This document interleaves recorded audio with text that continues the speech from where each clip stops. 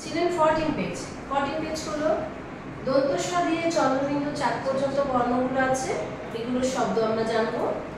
আমি বলছি দন্ত শয়ে স্বরবর্ণ, সই সময়, হয় হাতি, হজ হংস, ডয় শূন্য রয়ে পাহাড়, ঢয় শূন্য রয়ে আষাঢ়।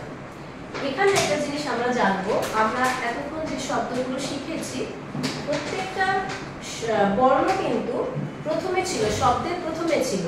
যেমন দন্ত স, দেখো এখানে স্বরবর্ণের প্রথমে আছে সই, প্রথমে আছে হ, দেখো হাতির প্রথমে আছে হ, হজের প্রথমে আছে। কিন্তু এই ডয় শূন্য অন্তঃস্থ খণ্ডত্ব অনুস্বর বিসর্গ চন্দ্রবিন্দু এইগুলো প্রথমে কিন্তু নেই, কারণ এগুলো প্রথমে বসে শব্দ তৈরি হয় না।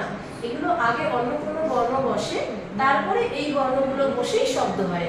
সেই জন্য আমরা এগুলোর শব্দ একটু কম সংখ্যক আছে, এই জন্য একটা একটা করে আমরা শব্দ শিখছি। ডয় শূন্য রয়ে পাহাড়, ভয় শূন্য রয়ে আষাঢ়, অন্তঃস্থিয় ছয়, খণ্ডতয়ে জব, প্রথমে দেখো বদল জব, পরে খণ্ডত জব, অনুস্বরে হংস, হংস প্রথমে দেখো মাঝে আছে, অনুস্বরটা মাঝে বসেছে। বিসর্গ ক্ষেত্রে দেখো বিসর্গ কিন্তু দুঃখ, দয়স দু বিসর্গ খ, এখানে মাঝে আছে অনুস্বর। আর চন্দ্রবিন্দু কিন্তু চন্দ্রবিন্দু একা একা মানে শব্দ গঠন হয় না একা একা বসে, ও কিন্তু সেই জন্য দেখো চয় উপরে আছে, চয় চন্দ্রবিন্দু আকারে চা দ, অন্যপণের সাহায্য নিয়ে কিছু শব্দ গঠিত হয়।